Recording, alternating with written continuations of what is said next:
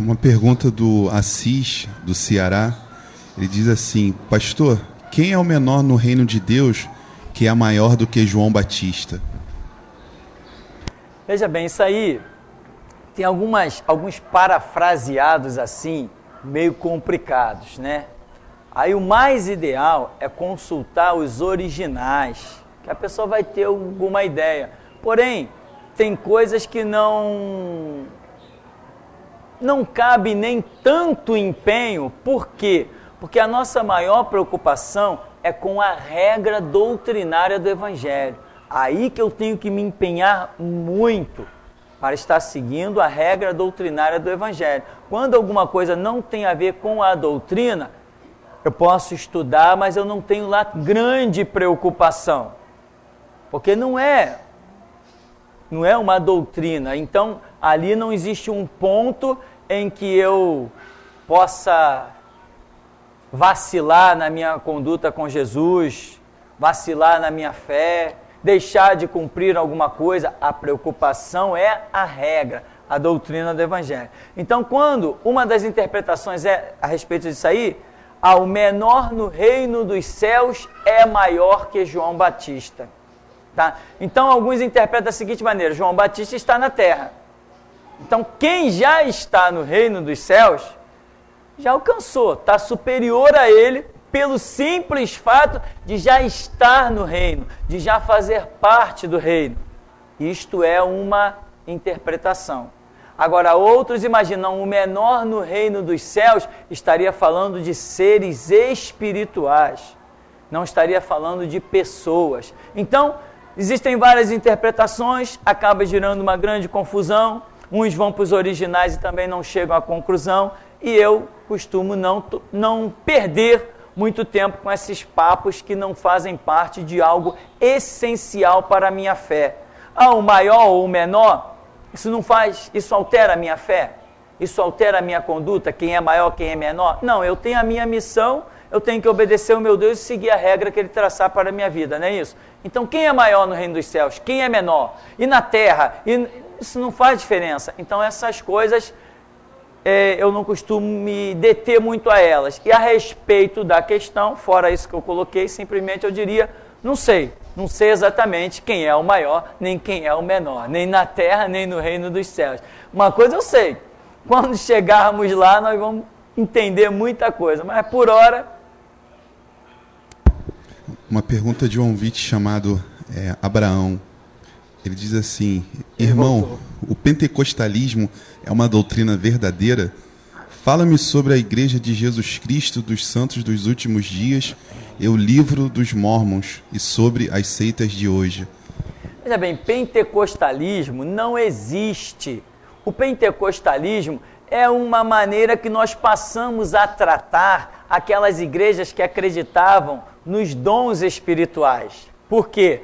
Porque entende-se que muita coisa foi manifesta no dia de Pentecostes, né? Visões aconteceram ali, falar em línguas de outras nações, e aquele poder que veio sobre o apóstolo Pedro, que saltou no meio da multidão, e uma massa se converteu. Este mover sobrenatural, os que creem neste mover, recebem o título aí de pentecostais. Quem deu esse título? Qualquer um por aí saiu com esse título e, como se diz, a onda pegou. Mas ninguém é pentecostal, nem deixa de ser pentecostal. A regra para a nossa vida é a Bíblia. E essa crença no sobrenatural está na Bíblia. Então, se alguém pergunta, você é pentecostal? Eu digo assim, não. Você crê no dom de línguas? Creio. Você crê em visões? Creio. Crê que Jesus dá poder para expulsar demônio? Creio. Aí a pessoa vai dizer assim, então tu é pentecostal. Eu falei, tá, tudo bem. Obrigado. Que diferença faz? Eu creio na Bíblia. Agora, por eu crer em alguns detalhes da Bíblia que outros não creem, existem pessoas que fazem separação. Tu é renovado ou tu é tradicional? Isso aí todos nós já ouvimos, né? Tu é renovado ou tu é tradicional? Não, eu creio na Bíblia. Não, mas... Por exemplo, tem gente que não crê no dom de língua, são os tradicionais. Quem crê no dom de língua são os renovados. Eu falei, então sou renovado. Tá bom, obrigado. Não faz a mínima diferença, entendeu, irmão? Então, O que é pentecostalismo? Era uma visão, não tenho nem ouvido falar mais sobre isso, era uma visão daqueles que criam nos dons espirituais. Por quê? Porque a grande massa tradicional não cria nos dons espirituais, não cria no poder para expulsar demônios. Tem igrejas que não creem nem em possessão demoníaca. Eu já vi dentro de igrejas batistas tradicionais, pessoas caírem possessas de demônio e o pastor dizia assim, não, isso aí não é nada, não, vai pegar uma água com açúcar para ela. Porque não tinha nenhuma visão de possessão demoníaca. Pastorezinhos confeccionados por seminário, sem nenhuma experiência de vida, não foram tratados por Jesus Cristo ao longo da obra para chegar atrás de um púlpito. Então o demônio manifestava. Quantas vezes eu já vi pastor dizer assim, ó irmã, para de palhaçada aí, para de palhaçada. E a pessoa lá, endemoniada, caída no banco, e ele mandando parar de palhaçada. Não era palhaçada, era demônio mesmo, né? E já vi uma menininha tinha uns 5 ou 6 anos, 4 anos, uma menina de 4 anos, uma vez, todo mundo, ninguém achando ela falando com uma voz toda arrogante, uma coisa que tremia tudo, um armário de ferro do lado dela, que uns 5 homens talvez não conseguissem carregar, ela mete a mão no armário e faz assim, ó, vupt. O armário vai girando até lá não sei aonde. Aí quando vira essa cena, ficou todo mundo assustado. Uma menina de 4 anos botar um armário de ferro para rodar até bater na outra parede, né? Fala, deve ter alguma coisa sobrenatural nisso. Deve ter, vai ver que deve. Então, mas tem gente que não crê até ter certas experiências, né? Por exemplo, eu conheci um pastor que se alguém levantasse para falar língua estranha, estivesse falando língua estranha, no meio de uma oração, ele mandava calar. Eu não acredito nesse negócio, cala a boca. Então esses são os tradicionais. Aí os outros são os renovados, são os pentecostais, mas não faz diferença nenhuma esse negócio, tá ok? O que nós temos que crer é na Bíblia. A Bíblia fala do sobrenatural? Fala. A Bíblia fala de um mover espiritual, línguas estranhas? A Bíblia fala? Se a Bíblia fala, eu creio e quero viver. Simplesmente isso. E teve outra pergunta, a segunda parte do que ele comentou. Sim, os mormons, né? Os mormons são a Igreja dos Santos dos Últimos Dias, né? Eles têm um livro que um cidadão conta as suas experiências, que viu anjo, que viu um monte de coisa. Enfim, é um livro de como se fosse uma sabedoria chinesa, como se fosse aquela coisa de uma boa palavra, uma palavra temperada, histórias assim muito boas. Lá mais pro meio tu vai encontrar uns horrores, mas o cartão postal do livro é muito bom, histórias interessantes, histórias engraçadas, em edificação, uma série de coisas, mas não se compara com a glória do Novo Testamento selado com o sangue de Jesus Cristo. O livro dos Mormons, a doutrina dos Mormons, não coloca ninguém no céu, ao contrário, no inferno. Lá no céu você não vai encontrar ninguém que te diga assim, eu era Mormon, poxa, chegamos no céu. Não vai encontrar. Se você quer apertar a mão de algum Mormon, faça isso aqui na terra, que lá no céu você não vai fazer. Ex-Mormon sim, mas Mormon lá no céu não tem. Não existe salvação fora do Evangelho de Jesus Cristo quando se trata de seguir uma doutrina. Não existe salvação fora do Evangelho de Jesus. Então, meu irmão, tem vários livros por aí, o Evangelho segundo o Espiritismo. Imagina, se o Evangelho condena tudo que é Espiritismo, os espíritas lançaram o Evangelho segundo o Espiritismo. Tem o livro dos Mormons, tem uma série de enciclopédias que são usadas pelos testemunhas de Jeová, onde eles mais apresentam aquelas enciclopédias do que a própria Bíblia. Na verdade, que de Bíblia eles não entendem absolutamente nada. Então, livro para a nossa vida, para nos conduzir espiritualmente, é a Bíblia, selada com o sangue de Jesus. Se alguém tem dúvida, é só dobrar os joelhos e perguntar, Deus, qual é o caminho a seguir? E Deus vai revelar esse caminho. Mas tem gente que já tem os seus privilégios. Imagina um líder mormon, que é um cara riquíssimo. Os mormons, além de serem maçons, ainda são riquíssimos. Eles têm lá uma doutrina de dinheiro, uma situação que eles são tudo ricos. Os líderes dos testemunhas de Jeová é tudo rico também. É tudo gente da grana, é tudo gente envolvida com maçonaria. Então, eles não vão perder tempo, vamos assim dizer, de nem fazer uma oração. Para eles não interessa, eles estão vivendo uma bela vida e acabou a história. Agora, nós conhecemos a verdade. A verdade é no altar de Deus que a gente encontra. Jesus falou, tu quando orares, entra no teu quarto, fecha a tua porta e fala com teu pai. Quem faz isso, acha o caminho. Quem não faz, continua perdido. Amém? Tem alguma pergunta aqui para nós seguirmos? Não? Então vamos seguir. No capítulo 9 do profeta Jeremias, diz assim: provera a Deus a minha cabeça se tornar sem águas e os meus olhos em fonte de lágrimas. Então choraria de dia e de noite os mortos da filha do meu povo. Jeremias ainda não está vendo isso. Isso ainda não está acontecendo. Ele está no começo do seu ministério, que vai durar alguns bons anos. O ministério de Jeremias é longo. Então, mas ele, pela profecia que ele está lançando, e Deus dizendo que o povo não vai dar ouvidos, que o povo não aceita a disciplina, ele já está lamentando. Quem dera que a minha cabeça se transformasse em água, e os meus olhos em fontes de lágrimas para chorar os mortos da filha do meu povo. Porque ele já está vendo que não tem jeito, não vai haver correção do povo. Isso é o que nós também dizemos, não haverá correção da igreja. Alguém do povo, alguém da nação de Israel creu em Jeremias? Sim, alguém creu, mas a nação como um todo, não creu. Assim será também com a igreja. Alguém crerá na voz da restauração. Como alguém creu em João Batista, não creu?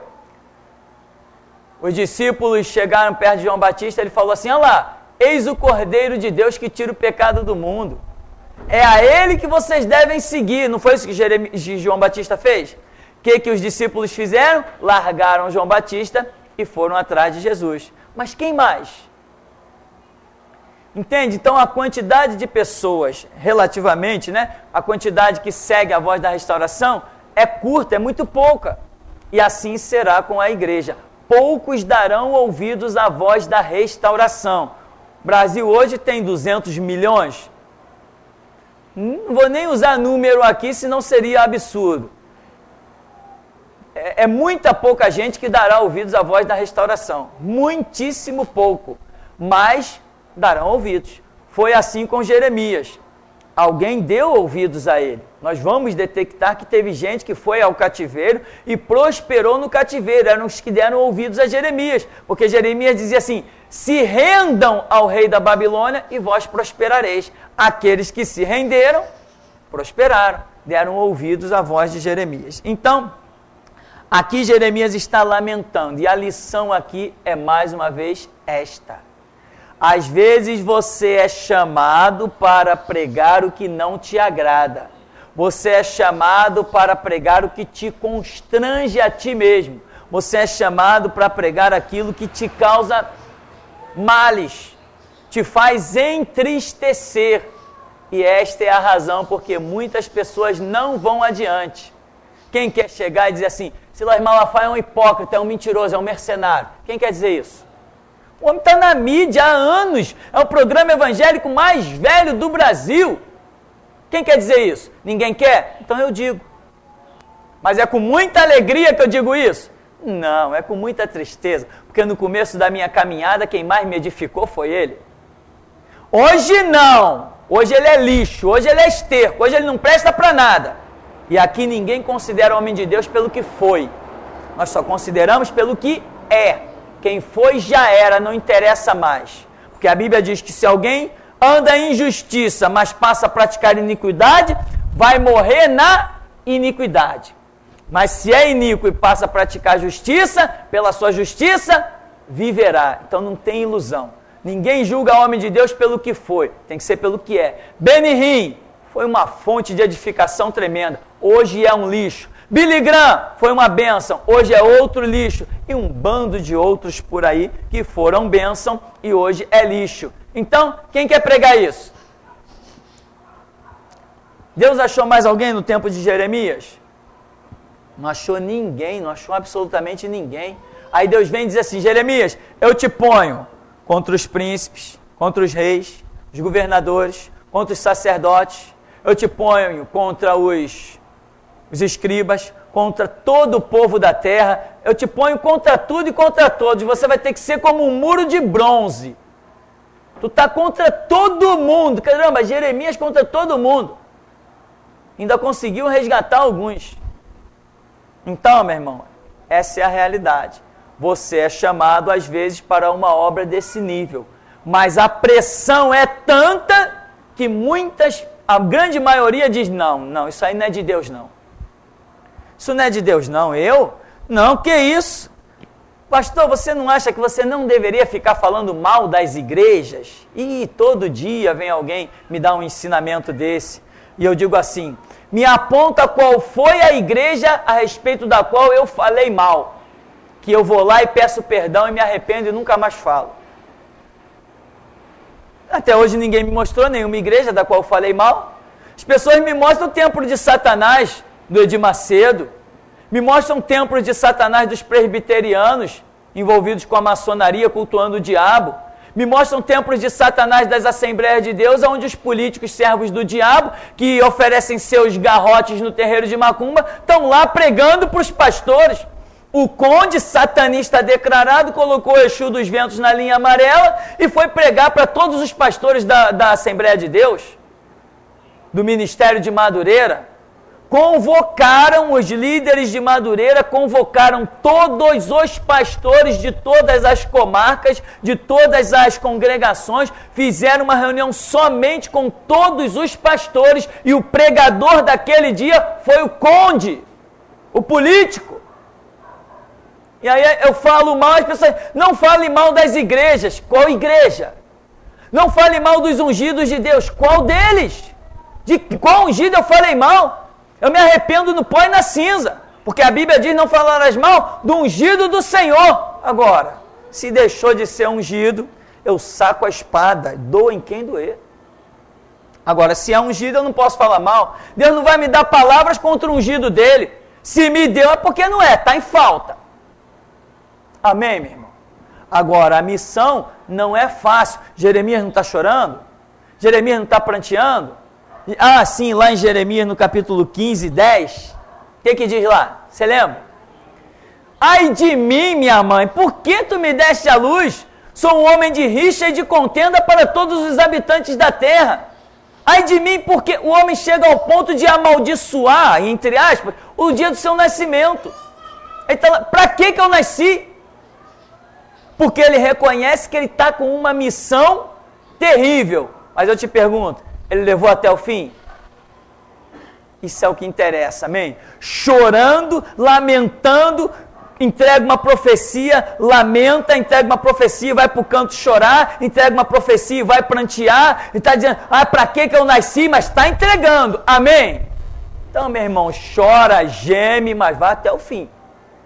Isso é importante. Às vezes você está numa missão e Deus falou comigo para fazer isso, então vai ser tudo bênção. Sim, vai ser tudo bênção. Você vai colher flores, mas vai ter os espinhos, vai ter as pedras. E tem gente que quando começa a ver as coisas adversas, conturbadas, problemáticas, volta atrás, muda a ideologia, renuncia ao ministério. Eu pregava na Praça da Bandeira. Quando eu pregava, tinha gente que parava lá na rua para ouvir. Do outro lado da calçada, as pessoas paravam para me ouvir pregar na Praça da Bandeira. Lá do outro lado, na rua Barão de Ubá, 182, era a igreja. E assim como as pessoas paravam para ouvir lá do outro lado, os traficantes também paravam. E tinha gente que não gostava do que eu pregava. Pouco importa. Importa que Jesus gostava. E os traficantes mandaram recado para eu fechar a igreja. Aqui no bairro de Santo Cristo, aqui onde nós estamos, exatamente aqui, quantas vezes as pessoas estão iradas aí, afinal de contas isso aí é tudo, é umbanda, é quimbanda, é candomblé, é catolicismo, isso aqui é impregnado disso, esse bairro aqui foi colonizado, foi fundado pelos portugueses e espanhóis. Então nós viemos aqui, nos plantamos aqui. Somos a única igreja evangélica verdadeira no bairro de Santo Cristo. Não tem outra, eu não reconheço outro. Não reconheço a Assembleia de Deus lá em cima, os batistas lá embaixo, a Nova Vida. Não reconheço nenhuma igreja aqui do bairro como sendo fonte de salvação. Só reconhecemos nós mesmos e ponto final, doa em quem doer. Quantas vezes você já viu polícia aí na porta? Quantas vezes você já soube que teve polícia aí na porta? E pode vir quantos quiserem. A rua é pública, pode estacionar aí na porta e pode esperar. A hora que eu puder atender, eu atendo. Amém? Agora, muita gente não quer. Aliás, que tem gente que a ideologia é botar a polícia na nossa porta para que as pessoas fiquem com medo e não venham mais na igreja. Essa é uma das estratégias dos servos do diabo que estão por aí. Então, nós somos chamados para uma missão e nós vamos encarar o judiciário, se tiver que vir polícia nós vamos encarar, nós vamos passar por cima de tudo, o vizinho que está problemático, que está na ira, que está na contenda, nós vamos em frente, não interessa, o nosso lema é Bíblia sim e Constituição não, esse é o nosso lema. Agora a missão é fácil?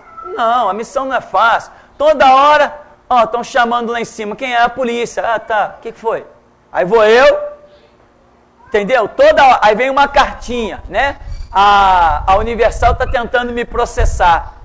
E eu estou prestes a fazer um vídeo onde eu vou rasgar o processo deles, né? A Universal está tentando me processar. E eu nem sei do que. Eu nem sei do que. E nem me interessa saber. Nem me interessa saber do que. Então, meu irmão, eu vou fazer um vídeo e rasgar o processo na cara e dizer assim, é templo de Satanás e ponto final. Só isso que eu vou fazer. Então, esta é a obra. Esta é a obra.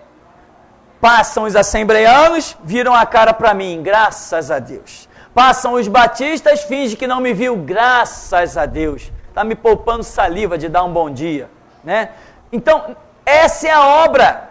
Assim como Jeremias passava e queriam era bater nele, queriam era espancá-lo. Quando conseguiram, prenderam ele, jogaram ele no calabouço, fizeram um monte de coisa.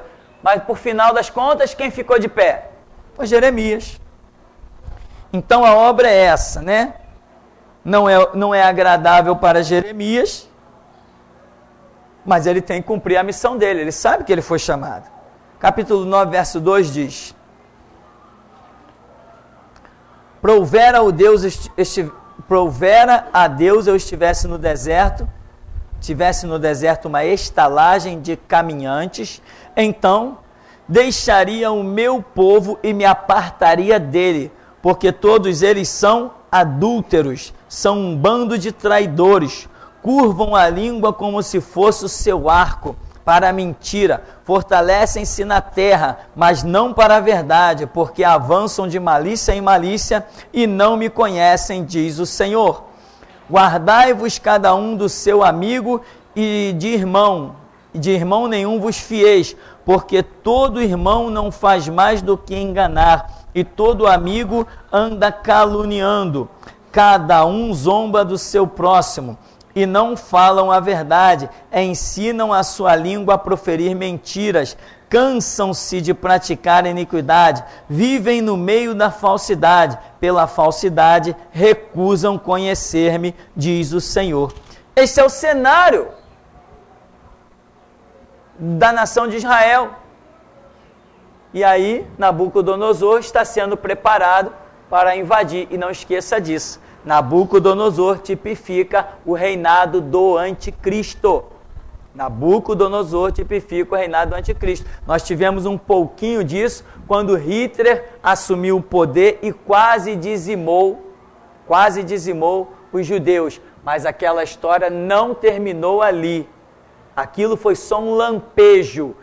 O final ainda está para acontecer, em que realmente o cumprimento vai acontecer de todas essas tipificações. Nabucodonosor representa o reinado do anticristo que vai dominar toda a terra, inclusive o povo de Deus que estiver fora da visão da restauração vai estar sendo massacrado e até morto. Então, esse é o cenário. Isso aqui que acabamos de ler é o que está acontecendo. Engano, falsidades, mentiras. E Deus diz assim, eles recusam-se a me conhecer, né? Vamos seguir mais um pedacinho para concluir. No capítulo 11, vamos encerrar aí. Capítulo 11, no verso 18.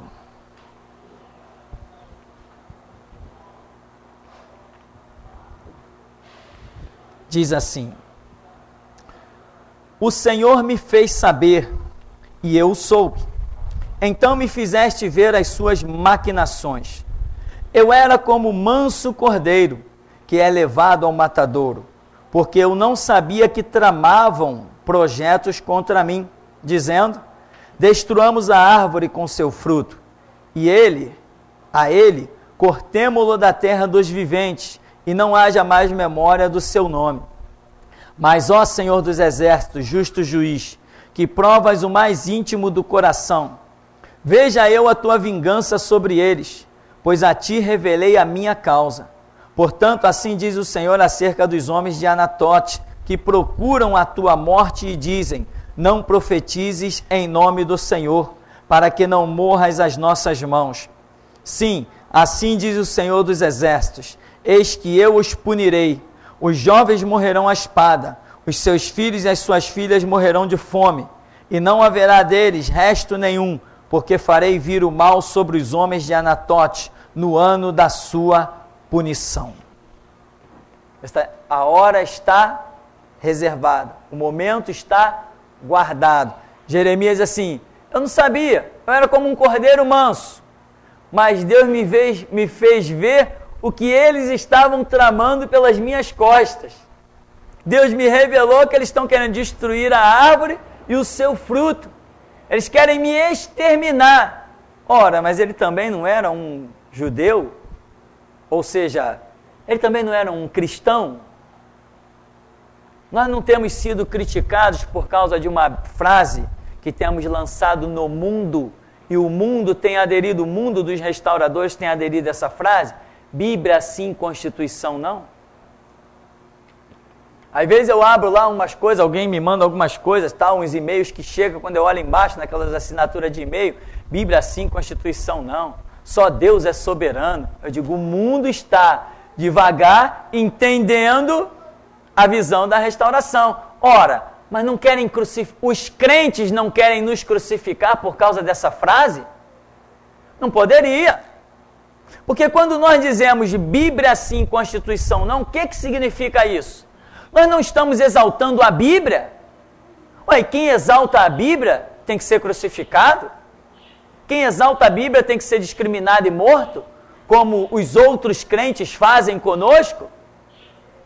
O escândalo que essa frase provoca, as pessoas dizem, vocês estão malucos? Onde já se viu isso, Bíblia sim, Constituição não? Ora, eu não estou exaltando a Bíblia acima de todas as coisas? Eu não estou dando à Bíblia um valor tão tremendo a ponto de dizer que ela está acima das constituições que todo mundo reverencia e cultua?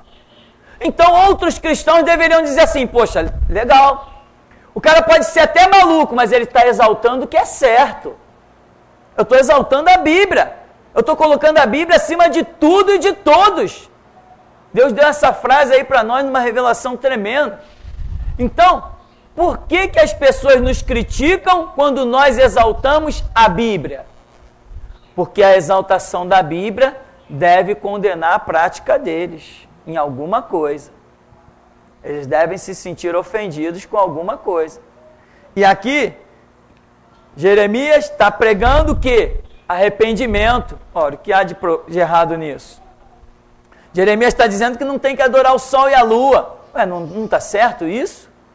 Jeremias está dizendo que eles não têm que adorar os postes ídolos, as imagens de escultura de Baal. Eles não sabiam disso? Mas ao contrário, qual é o projeto deles? Temos que matar esse cara, não aguentamos mais ele nos acusar. Aí Deus já tinha dito, eles rejeitam a disciplina, eles rejeitam a correção, eles não querem me dar ouvidos, Jeremias. Vai lá e prega, mas já fica sabendo que eles não vão te ouvir.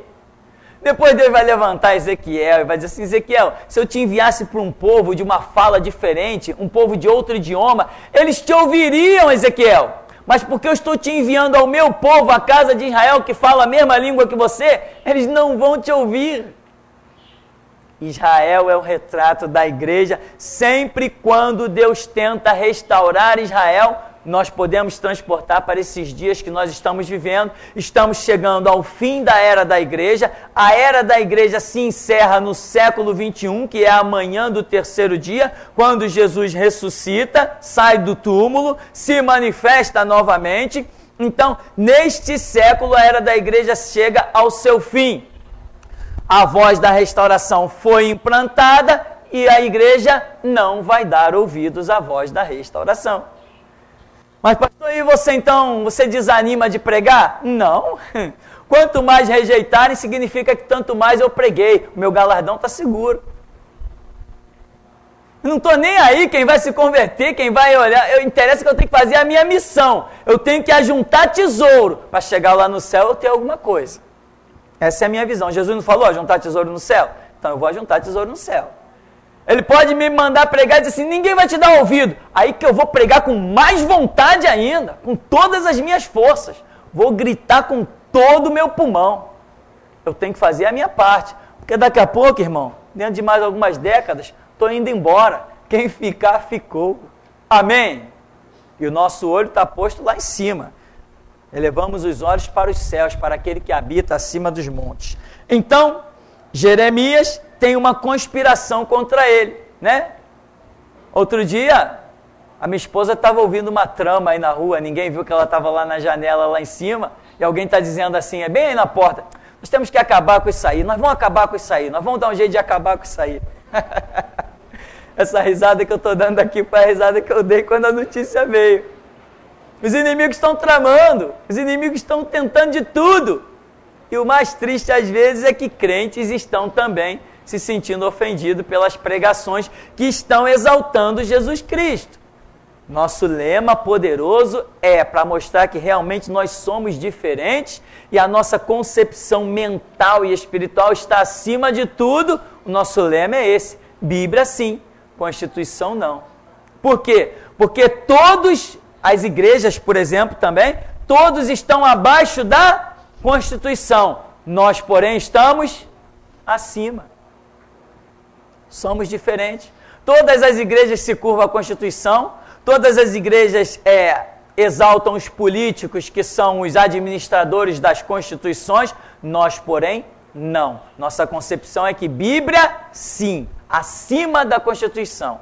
Bíblia, sim. Constituição não. Então nós realmente somos diferentes e gostamos sim de ser chamados de loucos, de fanáticos, mas podemos declarar que até aqui nos ajudou o Senhor.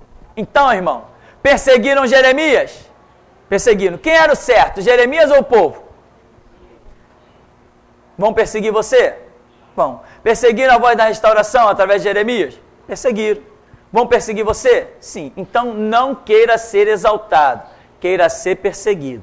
Se te exaltarem, tem alguma coisa errada, mas se te perseguirem, está tudo certo. Tem pergunta aí? Vamos ouvir umas perguntas e depois nós vamos encerrar.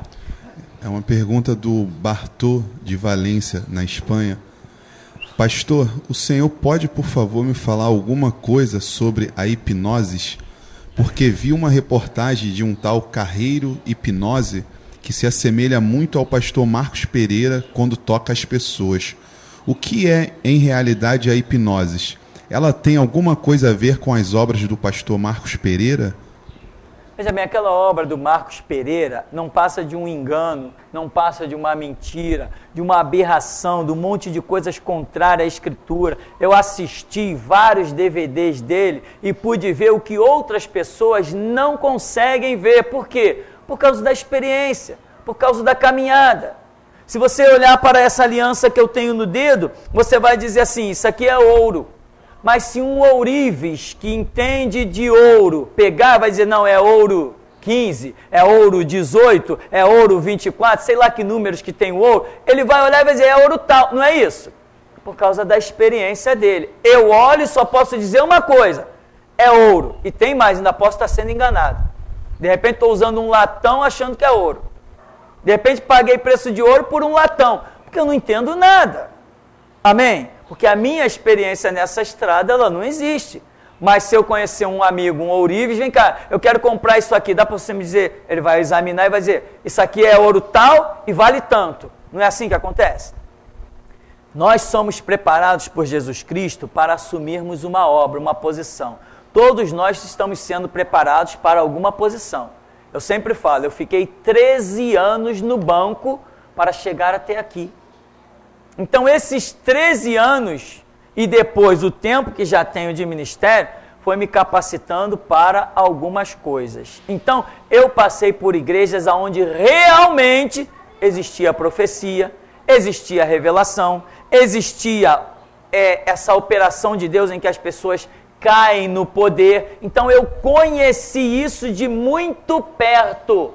Como eu conheci isso de perto e vi o que é verdadeiro, hoje se alguém tentar imitar, eu digo, não é não. Não, mas é cair no poder. Não, não é não. É mentira e é engano, porque eu conheço a maneira certa disso acontecer. Amém, meu irmão? Então, eu assisti vários vídeos do Marco Pereira, eu posso dizer, é um pilantra, um safado, um mercenário, um hipócrita, conduzindo uma legião de pessoas ao inferno, para onde ele também vai. Ele não tem salvação, ele não tem Deus, ele é só um palhaço intitulado de pastor. Então, não dá para comparar aquele lixo a nada, a não ser se eu quiser comparar a Universal e a outros templos de Satanás. É isso que Marco Pereira é, um servo de Satanás. Se ele é homem de Deus, eu fico contente em amanhã eu não estar de pé. Mas se amanhã eu estar de pé, se eu estiver de pé, então ele é um servo do diabo e ponto final. É assim que eu gosto de tratar as coisas, perante esse Deus vivo que nós servimos e cultuamos, cujos olhos são como chama de fogo. E ao culpado ele não tem por inocente. Marco Pereira é um pilantra, amigo de traficante, que recebe dinheiro do tráfico, e eu não tenho parte com ele, e ponto final. E nem o Cristo que eu cultuo tem parte com ele também. Ponto final e acabou essa história. Agora, hipnose, eu acho que ele está falando de hipnotismo, né? Hipnotismo é algo provado pela ciência. Eu tive um professor de ciência, já falei isso, em que ele contava que até na hora do parto já existia técnicas de hipnoses, em que mulheres estavam dando à luz com parto natural, sem sentir dor nenhuma, porque essa técnica é real, havia um hipnotismo. Ele contou várias experiências, ele era um professor muito estudado, eu nunca estudei hipnotismo, estou apenas relatando coisas que me foram contadas dentro do colégio, onde eu estudei por um professor que era respeitadíssimo pela classe, ninguém gostava de perder a aula desse camarada. Quando chegava-se atrasado, que era a aula dele no primeiro tempo, que o portão estava fechado, a gente dava o nosso jeito, pulava muro, se escondia do diretor, a gente fazia qualquer coisa, mas não queria perder a aula do homem, porque o homem era um crânio. Todo mundo ficava decepcionado de chegar atrasado nas aulas dele, que era no primeiro tempo, porque o homem era fantástico. Para dar uma aula como aquele homem, é uma coisa rara de se achar. Né? Até hoje os colegas, quando lembram, poxa, lembra daquele professor? Isso já tem mais de 30 anos e todo mundo lembra desse professor, porque realmente no ensino nunca se viu alguém com condições de ensinar como aquele homem ensinava, com fundamento de verdade, com experiências, provas e contraprovas, era um professor de ciência. Então, esse professor dizia que nas experiências que ele e outros cientistas tinham, eles chegavam e faziam um hipnotismo, mas ele contava que nem todas as pessoas eram hipnotizadas, tinha gente que não conseguia ser hipnotizada de jeito nenhum. Outra coisa que ele dizia, a pessoa tinha que querer ser hipnotizada para que aquilo realmente acontecesse. Ele contou uma experiência certa vez que hipnotizaram uma pessoa e disseram, agora você vai lá e mata a sua mãe. Um exemplo. E a pessoa foi, pegou a faca hipnotizada e chegou perto da mãe. Quando chegou perto da mãe para matar, acordou, despertou da hipnose. Dentre essas e outras experiências, ele dizia que uma pessoa, mesmo hipnotizada, não realizaria aquilo que ela não quisesse realizar. ela despertava na hora.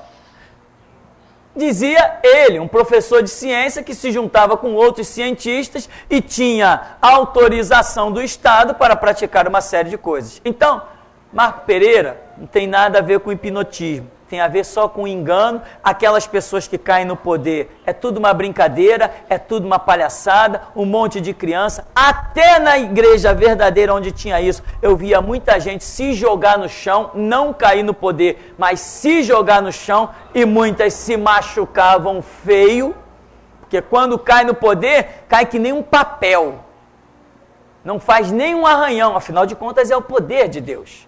Mas quando a pessoa quer se jogar para aparecer, aí é outra história. Deus não tem parte com nada disso. E eu vi gente bater com a cabeça no chão e se machucar muito feio. Então, são duas coisas diferentes. Marco Pereira, só engano, só mentira. E a hipnose é uma realidade, porém, bem restrita. Isso que às vezes você vê na televisão, pessoas comendo limão como se estivesse comendo laranja doce, já viu? Esse professor cansou de contar isso. Cortava-se um limão com casca e tudo e dizia para a pessoa, ó, isso aqui é uma laranja doce, pode comer. E a pessoa comia aquilo tudo de uma maneira impressionante, sem sentir absolutamente nada. O hipnotismo é uma realidade, porém é restrito. Uma pessoa hipnotizada não está em seu domínio total. Se você mandá-la fazer, segundo as experiências, alguma coisa que ela não queira fazer, ela desperta, ela acorda. Tem mais pergunta? É uma pergunta do Bruno. Ele diz, bem pastor, hoje fiquei sabendo de um assunto muito polêmico sobre uma lei que Marta Suplicy quer aprovar sobre a homofobia, para impedir que as pessoas sejam contra o homossexualismo. Eu queria saber a sua opinião sobre esse assunto. Pode aprovar a lei que for. Estou nem aí, se quiserem a minha assinatura, o meu aval. Diga, aprovem todas as leis. Eu quero ver me calar, né? Aprovar a lei pode aprovar à vontade. Eu quero ver me calar. Eu quero ver me convencer de não pregar o texto bíblico, né? Ah, vai prender? Prende. Pode prender à vontade. Não vai me calar nem preso. Não tem como. E tem mais. O projeto de Deus não pode ser frustrado. Não me interessa a lei do Congresso. Ah, não pode falar mal do homossexualismo, não pode falar mal dos traficantes, não pode falar mal dos delegados pilantras, não pode falar mal dos juízes mercenários. Tá bem, não pode. Tá, tô nem aí. Eu não vou ler lei feita por Congresso. Eu vou continuar pregando a minha Bíblia, porque o meu lema é Bíblia, sim. Constituição, não. Eu não sigo Constituição, eu sigo Bíblia. Então não me interessa que a lei que esses palhaços vão fazer em Brasília, a Marta Suplicy, ou o Eduardo Paes, ou esse governador, o Sérgio Cabral, ou o Lula, ou a Dilma, não me interessa. O referencial da minha vida não são eles, são Jesus Cristo. O referencial da minha vida não são as constituições, ou as leis, as emendas, ou as rasuras do Congresso. O referencial da minha vida é a Bíblia. É por ela que eu vivo e é por ela que eu espero um dia ter forças para morrer. Então não me interessa a lei que façam. Se quiserem a minha assinatura para aprovar alguma lei no Congresso, eu também dou. Agora quero ver me calar, me impedir de pregar o que eu acho que devo pregar. Amém, irmãos? Vamos ficar por aqui então?